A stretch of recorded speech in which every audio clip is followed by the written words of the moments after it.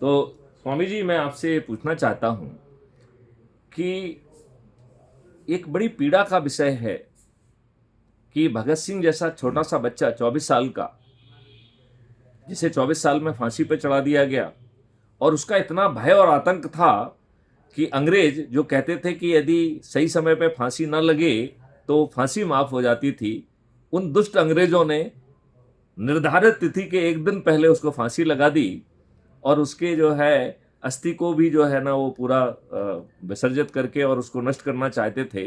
वो समय पे कुछ पुलिस वालों की भूमिका के कारण वो ऐसा नहीं कर पाए, लेकिन उस सरदार भगत सिंह ने उनकी डायरी को जो है ना, यदि आपको कभी देखने का या पढ़ने का मौका मिला हो, तो उसने एक अपने सपनों के भारत कैसा होगा इसकी कल्पना की है। तो ये बड़े बड़े कैम्ब्रिज यूनिवर्सिटी में पढ़े हुए वकील, जो कि लंबे समय तक इस देश के प्रधानमंत्री पद पर भी आसीन रहे, इन लोगों ने अच्छे भारत का कोई सपना नहीं देखा। इन्होंने क्यों अपने देशवासियों पर वही अंग्रेजों का तंत्र, जो अंग्रेजों ने भारतीय गुलामों को अपमानित करने के लिए, उत्पीड़ित करने के लिए, शोषित करने के लिए बनाया था, जिसके सोच और चिंतन था कि आपको प्रक्रिया में उलझाकर आपकी कमर तोड़ दी जाए और आपको न्याय ना मिले, न्याय ना देने के लिए बनाया गया सिस्टम क्यों हमारे दुष्ट राजनेताओं ने आजादी के 77 साल के बाद भी हमारे ऊपर थोप के रखा है। ये बहुत शर्मिंदगी का विषय है कि 2023 में हमने 3 नए कानून बनाए जो 2024 से लागू भी हो गए हैं। It is a old wine in the new bottle. ये शर्मिंदगी का विषय है कि हमने अपने कानून की आत्मा नहीं बदली। हमने संज्ञेय, असंज्ञेय और सिविल ऑफेंस का अंतर खत्म करने का एक बड़े अवसर को खो दिया है। जब भारत सरकार के पास क्राइम फ्री भारत के नेशनल पुलिस मिशन का पूरा कॉन्सेप्ट नोट था और एक पूरा कानून का ड्राफ्ट था, जिसके तहत 5 सर्टेनिटी के साथ हम महापरिवर्तित भारत देने का कॉन्सेप्ट नोट 2019 में गवर्नमेंट ऑफ इंडिया के द्वारा मान्य किया हुआ है, और 2020 में एक कानून का ड्राफ्ट भी पेश किया गया जिसका नाम था national authority for scientific and technical assistance in investigation and detection of crime under entry 65C schedule 7 of the constitution. क्या ये दुर्भाग्य का विषय नहीं है कि उसकी आत्मा जो इन नए 3 कानूनों में आना चाहिए थी, जिसके तहत बिना थाने जाए FIR दर्ज होती, झूठी रिपोर्ट, झूठी गवाही, झूठी विवेचना और झूठी वकालत, ये चारों परजरी के बहुत गहन गंभीर अपराध होते। इनको करने वाला व्यक्ति सुनिश्चितता के साथ जेल में सड़ता। 15 दिन में अकाट साक्ष्यों के साथ डिजिटल चित्रगुप्त के माध्यम से ऐसे साक्ष्य जो आज की पुलिस सोच नहीं सकती, वो संकृत न केवल संग्रहित होते, हैश वैल्यू से लॉक होके वो पुलिस को और कोर्ट को पहुंच जाते, जिसे डीप फेक जैसी टेक्नोलॉजी भी मैनिपुलेट करने की स्थिति में नहीं होती। ऐसा अद्भुत चालान 15 दिन के अधिकतम समय में पेश हो जाता। आज हम वर्षों वर्ष कोर्ट कचहरी के चक्कर लगाते हैं और हमें न्याय नहीं मिलता है। इस नए सिस्टम में अधिकतम 30 दिन में बिना कोर्ट कचहरी जाए distributed video based trial system के माध्यम से न्याय मिलता, और वो भी न्याय, अन्याय नहीं, जजमेंट नहीं। तो स्वामी जी, आप मुझसे कहेंगे कि साहब आप समय सीमा तो बांध सकते हैं, न्याय होगा कि अन्याय होगा वो तो न्यायाधीश के ऊपर है। तो हमने उनसे ये विकल्प भी छुड़ा लिया है। हमने उसमें 2 प्रावधान किए हैं, appeal against the judgment and दूसरा है अपील अगेंस्ट द जज। यदि फरियादी ये कहता है कि इस जज ने पर्याप्त साक्ष्यों के होने के बावजूद भी उन्हें नजरअंदाज करके गलत निर्णय दिया है, वैसी स्थिति में ये अपील अगेंस्ट द जज मानी जाएगी और उस जज को कटघरे में खड़े होकर अपने जजमेंट को डिफेंड करना होगा।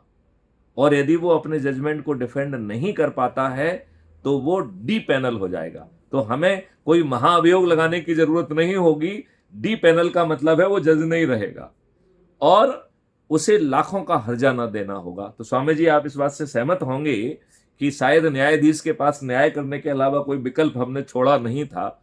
ऐसा अद्भुत, जिसमें कि सर्टेनिटी ऑफ प्रिवेंशन का भी प्रावधान था कि अपराधी अपने घर से निकलेगा और ये डिजिटल चित्रगुप्त को ये अनुमान हो जाएगा कि ये अपराधी अपराध करने की नीयत से निकल रहा है, और वो इतना पावरफुल है कि वो ये भी अनुमान लगा पाएगा कि आप किस रास्ते से जाएंगे, किस वाहन से जाएंगे, आपके पास घातक अपराध है, वो हथियार तो नहीं है, क्या आप हिंसा कर सकते हैं। ये सब अनुमान लगाते हुए 99% एक्यूरेसी के साथ वो अपराध करने के पहले अपराधी को गिरफ्तार करने की क्षमता रखने वाला एक कॉन्सेप्ट है। और फिर पांचवी जो सर्टेनिटी है, सर्टेनिटी ऑफ रिहैबिलिटेशन, जिसमें अपराधी को आपराधिक जीवन, अपने जीवन यापन के लिए, अपने परिवार के जीवन यापन के लिए, या जो आज भ्रष्टाचारी व्यवस्था है उसको घूस खिलाने के लिए अपराध करने की जरूरत नहीं होगी। लिहाजा there is a certainty of rehabilitation. बल्कि जो ये 5 मौलिक अधिकार आए हैं, ये अपराधियों की, जब सर्टेनिटी ऑफ रिहैबिलिटेशन की हम बात कर रहे थे तो कुछ लोगों ने मुझसे प्रश्न किया कि जब आप अपराधी के लिए कर रहे हो और एक सज्जन व्यक्ति है उसके लिए आपके दिल में कोई रहम नहीं है, तब हमने कहा नहीं, रहम नहीं, हम उसको 5 मौलिक अधिकार देंगे। रोजगार का मौलिक अधिकार, स्वास्थ्य का मौलिक अधिकार, भोजन का मौलिक अधिकार, शिक्षा का मौलिक अधिकार, और प्रॉस्पेरिटी और हैप्पीनेस का मौलिक अधिकार। खुशहाली आपका अधिकार होगा। आज आप देखिए, कहीं भी निकल जाइए, जिसने धन संचय भी कर लिया है उसके चेहरे पर तनाव है, खुशहाली तो कहीं देखने को दिखती ही नहीं है। तो मेरा प्रश्न ये है कि हमारे राजनेता इतने दुष्ट क्यों हैं, जो अपने लाभ के लिए जाति, धर्म और संप्रदाय और संकीर्ण राजनीति के तहत लोगों को छांटते हैं, और उसमें भी किनको वरीयता देते हैं? दुष्ट, बाहुबली, धनबली और अपराधियों को। इन दुष्टों को लज्जा नहीं आती है, ये दारू बांटते हैं, साड़ी बांटते हैं, पैसे बांटते हैं और मुर्गे बांटते हैं, और बेचारे गरीबों को एक दिन का जो है स्वर्ग दिखाकर उनके वोट को खरीदते हैं, और जिनके वोट से जीतते हैं उनको रिप्रेजेंट नहीं करते हैं। क्या स्वामी जी इसे आप डेमोक्रेसी कहते हैं? ऐसा है कि आपने अभी मुझे थोड़ा सा और, तो मेरा स्वामी जी आपसे प्रार्थना ये है कि ये जो डेमोक्रेसी का ढकोसला है, जिसके वोट से आप जीत रहे हैं उसको रिप्रेजेंट नहीं कर रहे हैं, आप पार्टी के नुमाइंदे बन गए हैं, आप पार्टी भिप से बंधे हुए अत्यंत ही मजबूर प्राणी हैं, और ये इतनी क्षमता नहीं रखते हैं कि सही व्यक्ति को सपोर्ट करते हैं। मैं आपसे महात्मा जी पूछना चाहता हूं, नूपुर शर्मा ने जो भी बात कही थी, क्या इनकी हदीसों में नहीं लिखी हुई है? उसने अपने मन से क्या कोई गलत बात कही? फिर भाजपा ने नूपुर शर्मा का साथ क्यों नहीं दिया? उसे राष्ट्रीय प्रवक्ता के पद से कैसे हटाया? तो हमारे राजनेता इतने दुष्ट क्यों हैं? ये कब अच्छे होंगे? कब ये क्राइम फ्री भारत के 21 लक्ष्यों को और 5 मौलिक अधिकारों को अंगीकार करेंगे? और मेरा तो राजनेताओं से ये निवेदन है कि भाई साहब, आप जो टुच्चीगिरी कर रहे हैं, जो घटियापंथी कर रहे हैं, आप करते रहिए। आप केवल 2 चीजें, जैसे हम पब्लिक से सरल उपाय कह रहे हैं, ऐसे नेताओं से भी सरल उपाय हमने उनको दिए। 2 सरल उपाय हैं स्वामी जी, मैं प्रार्थना करना चाहूंगा। पहला सरल उपाय है कि आप national adviser for crime free Bharat बना दीजिए, या उससे अच्छा होगा कि आप यदि अथॉरिटी बना देंगे, अधिकरण बना देंगे तो और भी सुविधा होगी। और उस पर आप मैथिली शरण गुप्त को इसलिए बना दीजिए कैबिनेट रैंक के साथ कि वो हर चीज को पकाने के लिए समर्थ, उनको शक्ति प्राप्त हो जाएगी। मैथिली शरण गुप्त इन 21 टास्क फोर्स और 5 फंडामेंटल राइट के साथ जितने महारथी लोग हैं जिन्होंने अपना जीवन लगा दिया है, ऐसे हीरों को, ऐसे नगीनों को तराशेंगे, खोजेंगे, और उन्हें टास्क फोर्स का हिस्सा बनाकर जो मॉडल्स ऑलरेडी बना हुआ है, जो टेक्नोलॉजी ऑलरेडी बनी हुई है, उसको रिफाइन करके इन्हीं नेताओं के माध्यम से पार्लियामेंट में उसे स्वीकार कराना है। बस ये 2 थोड़ी सी प्रार्थना है, तो ये महापरिवर्तित भारत जमीन पे उतर जाएगा, भारत की समृद्धि नाचेगी। और माननीय नरेंद्र मोदी जी तो कह रहे हैं कि 3 ट्रिलियन से 5 ट्रिलियन इकोनॉमी होगी। मैथिली शरण गुप्त कह रहे हैं 500 ट्रिलियन या उससे ज्यादा संभावना से भी इंकार नहीं किया जा सकता है। कहाँ 5 ट्रिलियन इकोनॉमी और कहाँ 500 ट्रिलियन इकोनॉमी। तो मेरा प्रश्न स्वामी जी आपसे ये है कि क्या इस देश के राजनेताओं का चरित्र बदलेगा? क्या वो क्राइम फ्री भारत को स्वीकार करेंगे? आपकी इन राजनेताओं के बारे में आपका विश्लेषण क्या है? क्या आप इन राजनेताओं से अपील करना चाहेंगे कि देश हित में, जन कल्याण के हित में वो जो है इस को अडॉप्ट करें और ये जो छोटी सी 2 प्रार्थना है इनको कर दें? यदि वो ऐसा करते हैं तो मेरा मानना है कि जो अभी वो 240 पर सिमटे हुए हैं वो 500 पार कर जाएंगे। तो इस बारे में आप अपने विचार से हमें लाभान्वित करें। पहली तो बात आपकी जो है नेताओं की दुर्दशा के ऊपर है, और नेताओं ने जो व्यवस्था भारत की बिगाड़ी है वो वास्तव में बहुत कष्टप्रद है।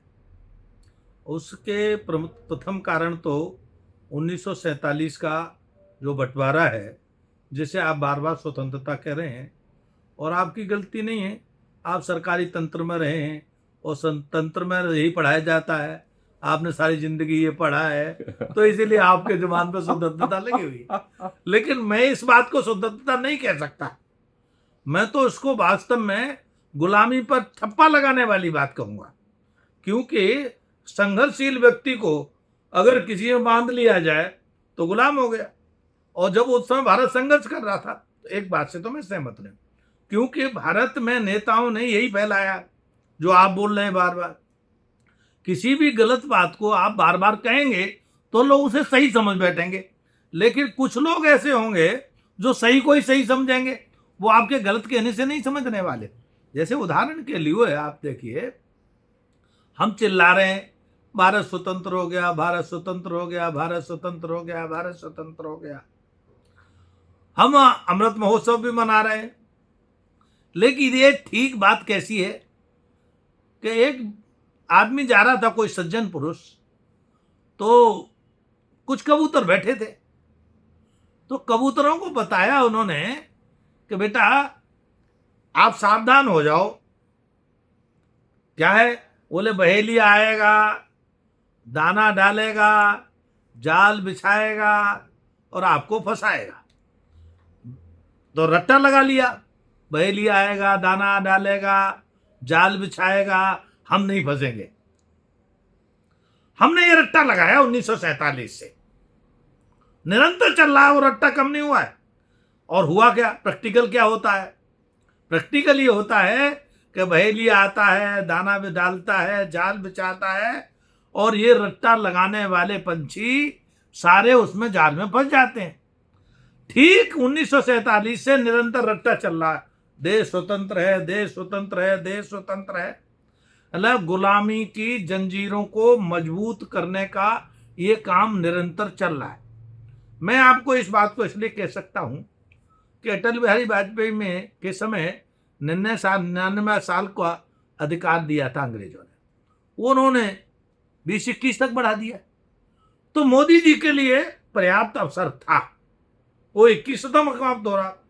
लेकिन मोदी जी कितना कर पाए, अंतरिम बातें तो हमें मालूम नहीं, लेकिन मोदी जी ने एक काम किया, उसकी मैं सराहना करता हूं, और वो ये है कि इंग्लैंड में देश के, भारत के प्रधानमंत्री को कोई वैल्यू नहीं थी आज तक, लेकिन पहला प्रधानमंत्री है जिसकी इंग्लैंड में बराबर की वैल्यू खड़ी की उस आदमी ने।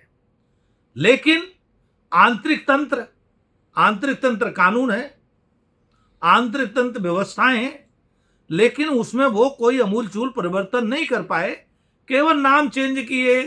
जैसे आप भी खुद बता रहे हो, और मैंने बहुत ज़्यादा कानून पढ़ा नहीं, लेकिन जो कानून के ज्ञाता हैं उन लोगों ने जो बताया है वो ये बताया है कि महाराज जी जो आईपीसी थी, नाम बदला हुआ है लेकिन सब वही है, और क्रिमिनल की और धाराएं वो सब वही हुई है। और आपने पहले भी कह दिया कि आप ये देखिए, अंबेडकर को आप धन्यवाद दे रहे हो, मैं अंबेडकर को भी धन्यवाद देने वाला नहीं हूँ, मैं महात्मा हूँ। आप में थोड़ा बहुत प्रशासनिक और पॉलिटिकल तंत्र घुसा होगा, उसके कारण से अंबेडकर का भी संविधान बनाने में कोई रोल नहीं है। क्यों नहीं रोल? वो एक संविधान समिति बनी, लेकिन संविधान तो बना हुआ आया, उसमें हस्ताक्षर किए। अगर मैं किसी की जिस पुस्तक को मैंने लिखा नहीं, आप चाहें तो स्पष्ट कह सकते हैं कि ये संविधान 7 लोगों की समिति ने बनाया था, जिसमें जवाहरलाल नेहरू एक सदस्य थे। नहीं, ऐसे भी नहीं है, ऐसे भी नहीं है, ऐसे भी नहीं है। ये 7 लोगों की कमेटी ने उस पर हस्ताक्षर किए। अंग्रेजों का बनाया हुआ पूर्व संविधान ही भारत का संविधान बना। उन्होंने तो जब बनाते कोई धाराएं बदलते, आईपीसी बदलते, कानून की अलग से व्यवस्था होती, वो तो है नहीं। सब आपने खुद कहा कि 1938 या 36 वो जो अंग्रेजों के कानून हैं वही कॉपी तैयार की गई और संविधान सभा बना दी गई और उस पर उन्होंने हस्ताक्षर कर दिए। तो देश के साथ बहुत बड़ा दुर्भाग्य और धोखा ये हुआ कि जो अंग्रेजों का संविधान था उसे भारत का संविधान कहकर थोपा गया और उससे बड़ा झूठ क्या अपनाया, चिल्लाया गया कि साहब एक संविधान सभा थी, उस अम्बेडकर ने ये किया, नेहरू ने ये किया और ये किया। और दुर्भाग्य ये जो रहा कि संविधान के नाम पर देश में झगड़ा कराया। कोई कहे अम्बेडकर ने बनाया, कोई कहे नेहरू ने बनाया, कोई कहे कोई वहां का कांग्रेसी नेता रोहतक का निकला, उसका नाम मेरे को याद नहीं आ रहा, वो अपने को संविधान सभा का अध्यक्ष बताता और उसके बाकायदे फोटो लगी, मूर्ति लगी। मैं उस कार्यक्रम में गया, वहां लोग अम्बेडकर मानने वालों ने उसको तोड़ दिया। बोले नहीं, संविधान का निर्माता ये नहीं है, हमारे अम्बेडकर है। वास्तविकता ये है 7 लोगों में से किसी ने संविधान में कोई काम नहीं किया, सबने केवल हस्ताक्षर किए। और मैं ये कह सकता हूं भारत के साथ इससे बड़ा कोई दूसरा धोखा नहीं था, बहुत बड़ा धोखा था। अंग्रेजों के गुलामियत को सर्टिफाइड करने के लिए और उसको कानून में परिवर्तित करने के लिए ये सारा भारत में बड़ा षड्यंत्र हुआ और इससे बड़ा नेता पाप कोई दूसरा नहीं कर सकते। और मैं आपके माध्यम से कहता हूं, आज शायद वीडियो चले, ये चलेगी कि नहीं ये तो हमें पता नहीं, क्योंकि गूगल बाबा, यूट्यूब बाबा, फेसबुक बाबा, ये सब भी कहाँ से ड्राइव होते हैं और आप सब जानते ही हैं, मुझे कहने की जरूरत नहीं है। लेकिन मैं तो अपना साधुता का धर्म निभा रहा हूं और साधुता का धर्म यह है कि मुझे जो सत्य जानकारियां हुई हैं वो मुझे आपके माध्यम से कह देना चाहिए। तो दूसरा धोखा ये हुआ, संविधान के नाम पर छलावा हुआ, धोखा हुआ, आज भी हुआ। अब तीसरा धोखा ये हो गया, संविधान परिवर्तन के नाम पर बही कॉपी, जैसे आपने कहा शराब बही है, बोतल बदली। अब आप बताइए, जिस देश में बार बार किताब के कवर बदले जाते रहे, किताब बही हो, किताब का कवर बदल दो, तो इससे क्या किताब की मूल भावना तो नहीं बदली, और जब मूल भावना नहीं बदली तो ये देश का दुर्भाग्य है। दूसरी बात आपने बहुत महत्वपूर्ण कही कि देश में न्याय नहीं मिल रहा, ऑर्डर होते हैं। वास्तव में न्याय तो किसी को मिलता ही नहीं, और जिन्हें न्यायाधीश कहते हैं वो वास्तव में न्यायाधीश शब्द के अधिकारी नहीं है। न्याय कहाँ मिलता है आजकल? ऑर्डर पर ऑर्डर, फिर ऑर्डर पर ऑर्डर, जिसमें न्याय में अपील नहीं होती, न्याय एग्जीक्यूशन होता है, तत्काल कार्रवाई होती है। हमारे यहाँ पहले न्याय होता था कि भाई अपराधी तय हो गया कि अपराधी है तो उसे दंड दिया जाएगा, और ये तक भाई अपराधी नहीं है तो उसे तत्काल छोड़ा जाएगा। और इतना ही नहीं, अपने यहाँ ऐसी आचार संहिता थी कि अगर झूठे से जो अपराधी नहीं है उसको अगर अपराध में दिया गया, तो मैं आपको एक कथा सुना देता हूं, वो बड़ी महत्वपूर्ण कथा है। एक धर्मराज से गलती हुई। धर्मराज से गलती क्या हुई कि एक चोर चोरी करके निकला, पुलिस पीछे थी राज्य में, तो एक ऋषि ध्यान में बैठे हुए थे। तो ध्यान में बैठे होने के कारण से जब उसने सोचा चोर ने कि मैं पकड़ा जाऊंगा, तो चोरी का माल ऋषि के आश्रम में छोड़ दिया। पुलिस आई, चोर भाग गया, ऋषि को पकड़ लिया, और जब ऋषि को पकड़ लिया तो पुलिस ने अपराधी बना दिया। राजा के यहां दरबार में उनको पेश किया गया। जब राजा के दरबार में पेश किया गया तो गवाह और सबूतों के आधार पर जो आपकी वर्तमान न्याय प्रणाली है वो कितनी दूषित है कि गवाह सबूतों के झूठे बयान के आधार पर ऋषि को सजा सुना दी गई, और ऋषि की सजा क्या सुनाई? फांसी की सजा सुनाई। ओह, तो फांसी की सजा पर पहले प्रावधान था 3 बार झटका दिया जाएगा, अगर 3 बार के बाद व्यक्ति नहीं मरता है तो उसको उतार लिया जाएगा। तो वही हुआ, राजा ने आदेश किया और उनको सार्वजनिक रूप से फांसी पर लटकाया गया। 3 बार फांसी का झटका दिया गया और वो ऋषि मरे नहीं तो ऋषि उतर आए नीचे। लेकिन आप देखिए उस राजन का साहस, जो आज किसी भी तथाकथित न्यायाधीश में नहीं है। मैं आपको कह सकता हूं, छोटे से न्यायाधीश से लेकर के देश के सुप्रीम कोर्ट में भी कोई किसी न्यायाधीश में वो साहस नहीं है। लेकिन राजा में देखिए साहस क्या है। राजा ने दंडवत प्रणाम किया उस ऋषि को और कहा, ऋषिवर, मेरे से अपराध हुआ, आपको फांसी न लगने का मतलब मेरे से अन्याय हुआ, मैं उसकी क्षमा चाहता हूं, आप मुझे क्षमा कर दें। ऋषि ने कहा कि राजन, आपका अपराध तो आपने क्षमा मांग ली तो क्षमा हो गया, लेकिन जो आपके अंदर धर्मराज बैठा था, उस धर्मराज ने तो न्याय नहीं किया। मैं आज धर्मराज के लोक जाऊंगा और पूछूंगा कि अगर पूरे धरती का न्याय करने वाले से अगर अन्याय होगा, पूरे सृष्टि का न्याय करने वाले धर्मराज से अगर अन्याय होगा, तो ये धरती रसातल में चली जाएगी। ऋषि धर्मराज के पास पहुंचे। ऋषि ने पूछा, महाराज ये बताओ, आपने मुझे दंड किस बात का दिया? धर्मराज कहने लगे कि आपने कोई बचपन में अपराध किया था, उस अपराध के कारण से आपको ये सजा दी गई। ऋषि ने कहा कि इसका मतलब यह है कि जो न्यायाधीश है उसको भी आचार संहिता नहीं आती, और तुम धर्मराज के पद पर रहने योग्य नहीं हो। आपको इतनी आचार संहिता नहीं मालूम कि अनाथ अबोध काल में किया हुआ अपराध का दंड स्वप्न में दिया जाता है। आपकी आचार संहिता यह बताती है, और आपने तो दंड मुझे प्रत्यक्ष दिया है, स्वप्न में नहीं दिया, जिसका मैं अधिकारी भी नहीं था। धर्मराज घबरा गए, हाथ जोड़ के खड़े हो गए। लेकिन हमारे यहां न्याय व्यवस्था देखिए, न्यायाधीश भी अपराध करेगा तो वो दंड का भागीदार होगा, यह न्याय है। ऋषि ने उसको दंड दिया। ऋषि ने कहा, जाओ धर्मराज, तुम्हें बहुत दिन न्याय की सत्ता में बैठे हो गए, अब जाओ इस मृत्युलोक में मानव बनो, और मानव बनकर के आपको झेलना पड़ेगा। और वही मानव पता है कौन बने? विदुर जी महाराज। धर्मराज के अवतार के रूप में विदुर जी महाराज आए कि आपको पता लगेगा, जब सूत पुत्र बनोगे तब आपको पता लगेगा इस धरती पर कैसे कैसे उत्पीड़न होता है। आप जाओ। हमारी जो न्याय व्यवस्था इतनी श्रेष्ठ थी कि 1% भी, आप तो 99 कह रहे हो, 1% भी अन्याय करने का हमारे यहां अधिकार नहीं है। क्योंकि अगर वास्तव में जो अपराधी नहीं है उसको अगर अपराध का दंड मिलता है तो न्याय कहां है? और भाई देखो, बहुत सीधी सी बात है, जिस देश में ऐसी संवेदनशीलता हो, जिस देश में ऋषि का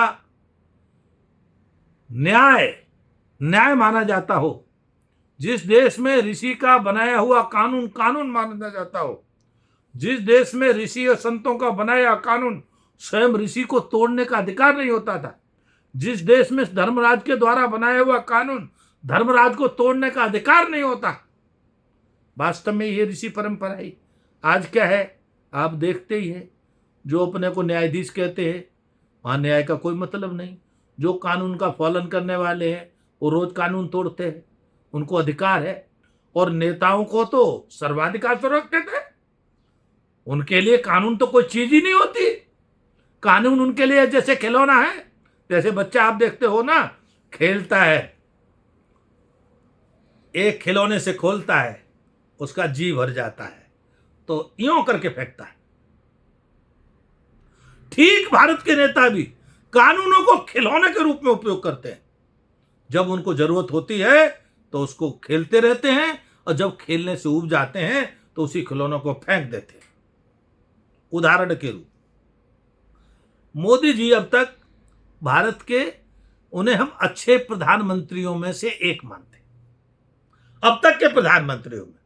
मैं ये नहीं कह रहा वो सर्वश्रेष्ठ प्रधानमंत्री है, लेकिन अब तक के प्रधानमंत्रियों में मोदी अच्छे प्रधानमंत्री है। लेकिन भाई उनका भी क्या रोल है? जिस प्रधानमंत्री ने 10 साल गुजार दिए और जिस प्रधानमंत्री ने सत्ता नेताओं के भ्रष्टाचार और पाप पर प्राप्त की, उस प्रधानमंत्री ने कितने भ्रष्टाचारी नेता जेल पहुंचाए 10 साल में? मेरी जानकारी में नहीं पहुंचा, खूब मीडिया में चर्चा की गई, लेकिन या तो वो भ्रष्टाचारी थे नहीं, या ऐसे समझ लो भ्रष्टाचारी थे तो ये है, एक गांव में कही जाती है नूरानी कुश्ती, ठीक है, उसमें हारता जीतता कोई नहीं। तो ये कहीं नेताओं की आपस में नूरानी कुश्ती तो नहीं चल रही, केवल जनता को बेवकूफ बनाना, जनता को दिखाना है हम कुश्ती लड़ रहे हैं, लेकिन मैं कुछ नहीं करना। जैसे उदाहरण के रूप में मैं कह सकता हूं, बहुत चिल्लाए, वाड्रा ने हजारों करोड़ की संपत्ति कब्जा कर ली, सोनिया गांधी ने हजारों करोड़ की देश की संपत्ति ले ली, राहुल गांधी ने, लेकिन क्या एक भी सजा पा रहा है? और मुझे नहीं लगता कि भविष्य में भी वो सजा पाएंगे, जो ट्रेंड चल रहा है देश का। तो वास्तव में अपराधी को यह सजा नहीं मिलती, सज्जन व्यक्ति को सजा मिलती है। अजीत पवार के बारे में क्या? ये न्याय नहीं है। अजीत पवार के बारे में क्या कहना? अजीत पवार भी एक भ्रष्टाचार शिरोमणि है। वो कौन सा दूध का झूला है?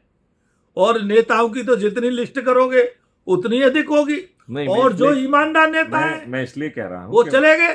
माननीय नरेंद्र मोदी जी ने भोपाल में ही ये बात कही थी कि अजीत पवार चक्की घिसिंग घिसिंग, और उसके 3 दिन बाद वो जो है महाराष्ट्र के उप मुख्यमंत्री बना दिए गए, जबकि भाजपा को जरूरत ही नहीं थी। उनके पास जो है ना शिवसेना और उसके सपोर्ट से पर्याप्त जो है ना वो था, उनकी सरकार अच्छे मजे से चल रही थी। तो मैं कई बार ये समझ नहीं पाता हूँ कि फिर भ्रष्टाचारी जिसको चक्की घिसिंग घिसिंग करना थी। भारतीय जनता पार्टी की जो सरकार है वो गंगा जी है, उसमें जो डुबकी लगा ले वो शुद्ध हो जाए।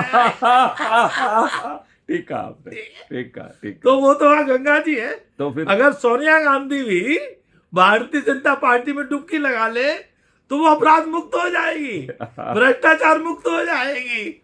मैं तो सोनिया गांधी को भी सलाह दूंगा, राहुल गांधी को क्यों इतने चक्कर काट रहे हो कोर्ट के? जब एक डुबकी में आपका काम हो सकता है, जो भारतीय जनता पार्टी रूपी गंगा है, उस गंगा में डुबकी क्यों नहीं लगा लेते? डुबकी लगाओ और पाप मुक्त करो। जैसे भारत की गंगा कितने पाप करो, वहां डुबकी लगाओ तो मुक्त हो जाते। तो ऐसे ही राजनीति में ये भारतीय जनता पार्टी एक गंगा अवतरित हुई है। उप प्रधानमंत्री भी बन जाएंगे। हाँ, ये भी संभव हो सकता है। प्रधानमंत्री बन सकते हैं, हो सकता है सोनिया गांधी राष्ट्रपति बन जाए। इस देश में कुछ भी असंभव नहीं है, सब संभव है।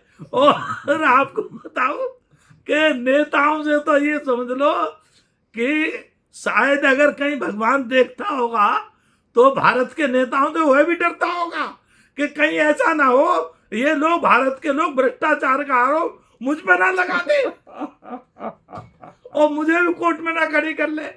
तो भाई देश की स्थिति बहुत खराब है, और देश की स्थिति इसलिए खराब है, नेताओं की जो स्थिति खराब है उसका कारण है यहाँ का मानव भी खराब हुआ है। जहां हम नेताओं पर इतनी चर्चा कर रहे हैं, आप 1947 से आप देखिए 75 वर्ष हो रहे हैं। 75 वर्ष में हमें नहीं लगता कि मानव ह्यूमन डेवलपमेंट पर कोई काम हुआ। आपने विकास की तो बहुत चर्चा की, बहुत चर्चाएं की, लेकिन मानव डेवलपमेंट की जो भारत की धरोहर है, भारत की ताकत है कि हम जो सारा काम करते थे, हमारा जो काम करने के ऋषि मुनियों की जो परंपरा थी, जो हमारे गुरुकुलों की परंपरा थी, हमारे जो शिक्षा का तंत्र था, वह केवल मानव निर्माण करता था। और मानव कैसा सद्गुणों से भरपूर, योग्यता दक्षता से भरपूर, राष्ट्र धर्म के लिए संपूर्ण भावना से कार्ययुक्त करने वाला कार्यशील व्यक्ति, ऐसी जो हमारे यहां मानवीय डेवलपमेंट की, मानव विकास की योजनाएं थी, वो सारी तहस नहस करी। और आपके पास एक योजना नहीं। देश का दुर्भाग्य है, भारत के नेताओं के पास नहीं, भारत के प्लानरों के पास नहीं, भारत की सत्ता के पास नहीं, भारत में जितने काम करने वाले लोग हैं उनके पास मानवीय डेवलपमेंट की कोई योजना नहीं। अगर कोई करना चाहे, जैसे कुछ महात्मा सोचते हैं गुरुकुल चलने चाहिए, तो उन पर सरकारी डंडा चलेगा। आप सरकारी डंडा का हिसाब दो, कहां से पैसे लाए, कहां जा रहा है, क्यों कर रहे हो, क्यों बच्चे पढ़ा रहे हो। और आपको ये बात बता दूं, देश में जिहादी अरबों रुपए हिंदुस्तान को समाप्त करने पे खत्म करता है, हिंदुस्तान की मानवता को समाप्त करने का खत्म करता है, हिंदुस्तान की शांति को भंग करने का खत्म करता है। और मैं इतनी बात आपके माध्यम से और कहना चाहता हूं, ये हिंदुस्तान की नहीं, ये भारत का जो जिहादी नहीं, पूरे वर्ल्ड का जिहादी एक है। चाहे वो अफगानिस्तान का जिहादी हो, चाहे पाकिस्तान का जिहादी हो, चाहे हिंदुस्तान का जिहादी हो, चाहे अरब का जिहादी हो, वह जिहादी जिहादी है। और उस जिहादी का एक ही उद्देश्य है, इस धरती को मानवता विहीन करना, इस धरती को शांति विहीन करना। उस जिहादियों के लिए सरकार और सरकारें कितना काम कर रही है? कोई काम नहीं, कोई योजना नहीं। और आपको बताऊं, सारे विश्व की मस्जिद और मदरसे जिहादी डेवलपमेंट करने की फैक्ट्रियां हैं। क्या आपने सुना किसी सरकार ने छापा मारा, वहां से जिहादी गतिविधि पकड़ी? योगी जी ने तो मारा है भाई। उत्तर प्रदेश एक छोड़ दीजिए मात्र, उत्तर प्रदेश जैसा मुख्यमंत्री तो पूरे विश्व में नहीं है। लेकिन मैं उत्तर प्रदेश को माइनस करके कर रहा हूं, या योगी के मुख्यमंत्री होने से पहले की बात कर रहा हूं। और इतना ही नहीं है, तब तो स्कॉलरशिप बढ़ रही थी। आपको मैं कहना नहीं चाहता हूं जी, लोग योगी को भी बहुत रोकने का प्रयास कर रहे हैं, लेकिन वो तो हड्डी बाबा ठहरा। वो तक लोग कहते हैं कि मैं थैला लेके चला जाऊंगा, वो तैयार खड़ा रहता है, वो कहता मेरे पास थैला भी नहीं है।